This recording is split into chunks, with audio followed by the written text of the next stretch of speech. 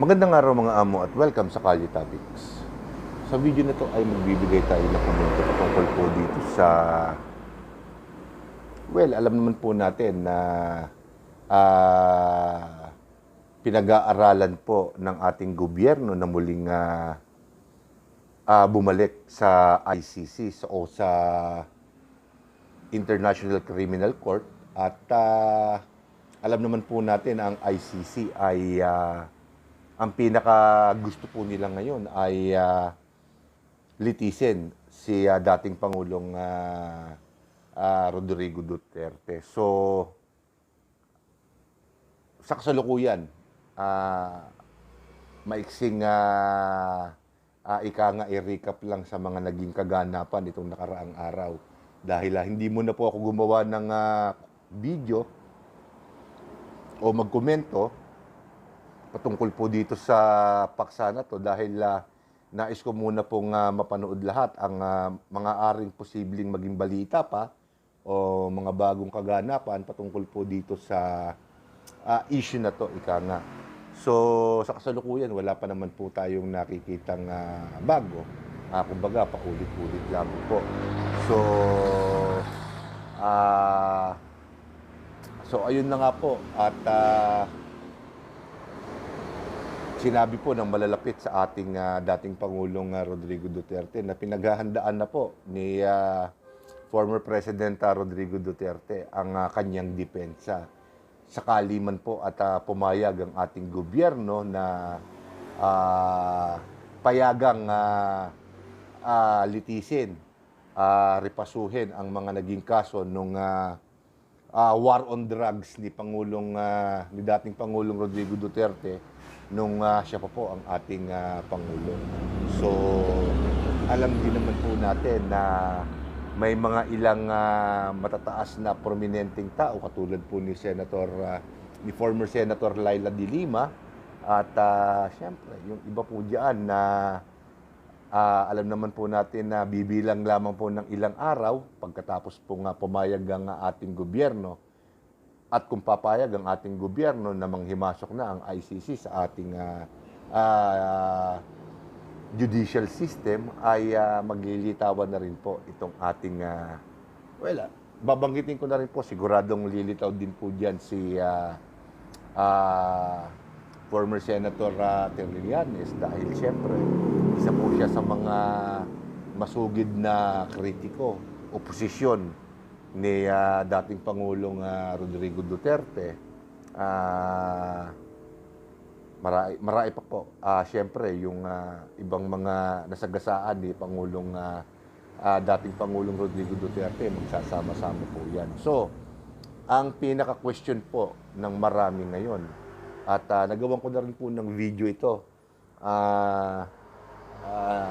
several days ago, ay dapat tayong bumalik sa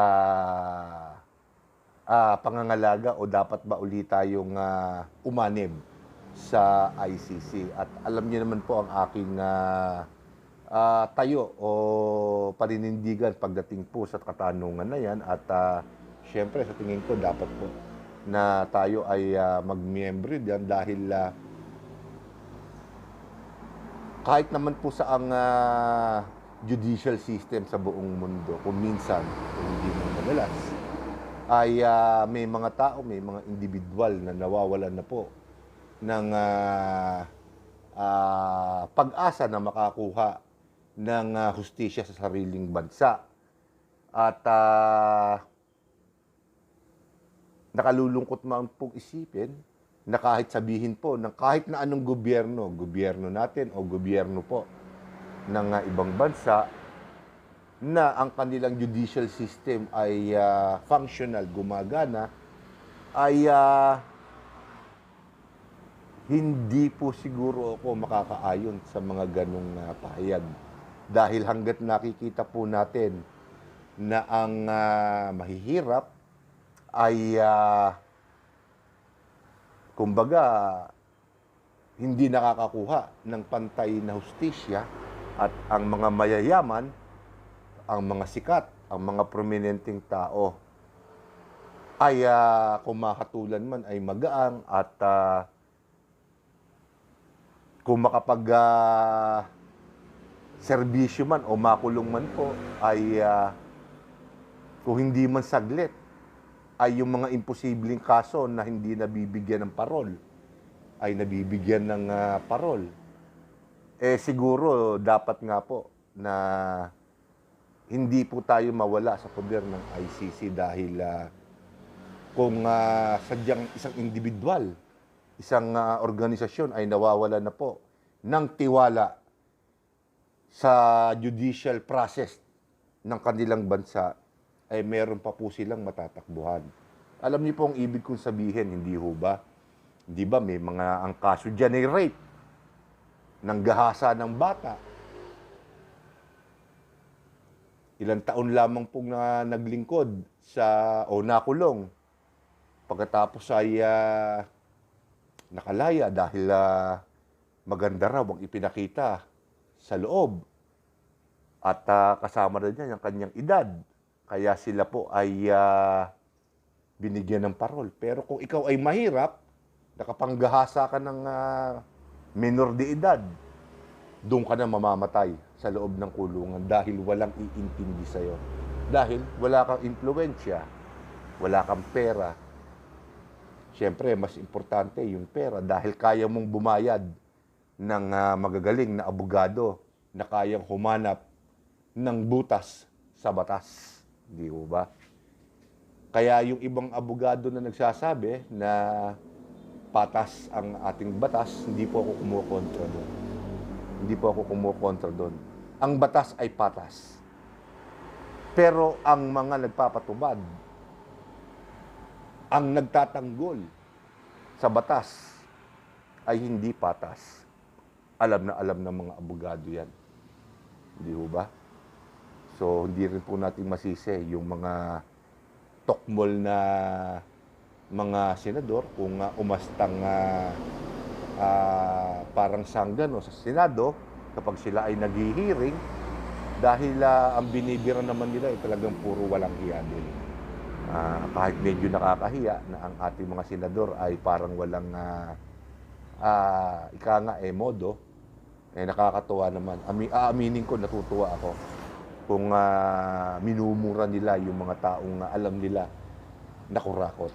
So, lumalayo na sa ating paksa. So,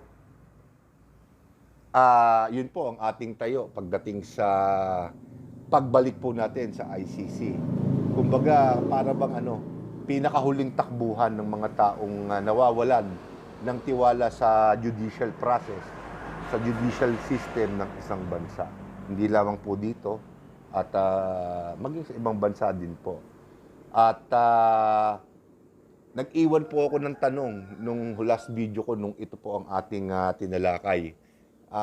Dapat magkaroon po, uulitin ko, dapat magkaroon ng hangganan ang pakikialam ng ICC sa ating judicial process. Kung lilitisin si dating Pangulong Rodrigo Duterte, unang-una dapat dito sa ating bansa.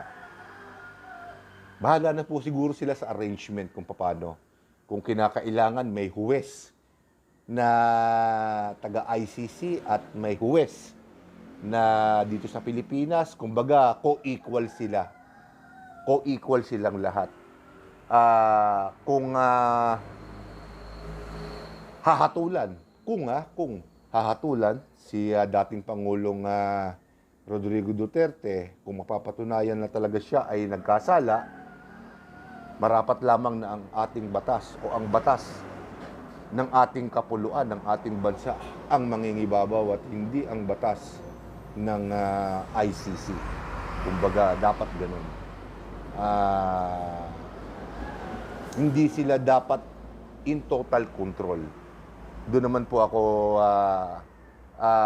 aayon. Hindi naman po dapat 100% na makikialam sila sa ating judicial system. Kung ano ang nararapat na parusa sa isang dating Pangulo na nagkasala, kung ano po ang hatol o kung ano po ang nasa batas ng ating bansa, yun po dapat ang masunod. At kung ikukulong man po siya, hindi po dapat sa dahig, ika nga, dapat dito rin sa Pilipinas. Dahil syempre, konsideran na rin po natin, di ba, napakadalas naman po natin kasasabi ko lamang din po, na dahil sa edad, syempre, dapat dito na lang din po natin siya ikulong, kung ikukulong, ha. Pero, siguro itong huling sasabihin ko para sa ICC. Hindi naman po siguro totally ganon ang naging outcome ng war on drugs ni dating Pangulong Rodrigo Duterte. Totoo po na nagkaroon po ng malaking pagbaba ng bilang ng mga durugista dito sa aming bansa. Bagamat nakalulungkot lamang po na ngayon po ay nagbabalikan na naman po ang mga taong involved sa ganyang uri ng hanap buhay. At nakakagulat po na matataas na opisyal ng ating pamahalaan ang involved. At medyo nagkakaroon na po ulit ng sabwatan at nagkakaroon na po ulit ng takipan. Hindi po natin alam kung sino ang nagtatakip, pero nagkakaroon po. Iyon po, misahin na yon para sa ICC. Tingnan nyo rin po yon bago nyo hatulan si dating Pangulong, litisin si dating Pangulong Rodrigo Duterte. Napakalaking bagay po ng kanyang ginawa na yon. Nakalulungkot lamang po na parang hindi na po natuloy ng kasalukuyang administrasyon ang mga nasimulan ni dating Pangulong Rodrigo Duterte at mukhang napunta na lamang po sa basurahan. Pero with regards to the case of former President Rodrigo Duterte, I think that the judicial process and judicial system of our country, the Philippines, must always be at first before the process and the judicial intervention of ICC. So dapat mauna, permes ang ating batas kumpara sa ICC. Pwede silang maging isa sa mga huwes na lilitis kay dating Pangulong Rodrigo Duterte, pero ang batas pa rin po natin dapat ang masusunod at hindi ang batas nila.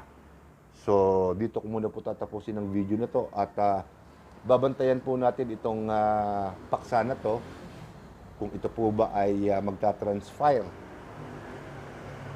Transpire pala, F. Pati ako napapa-English na rin. So, titingnan po natin kung talagang matutuloy po ito. At hindi ako magaling sa English, baka mamaya pintasan nyo ako. Nagpupumilit lang.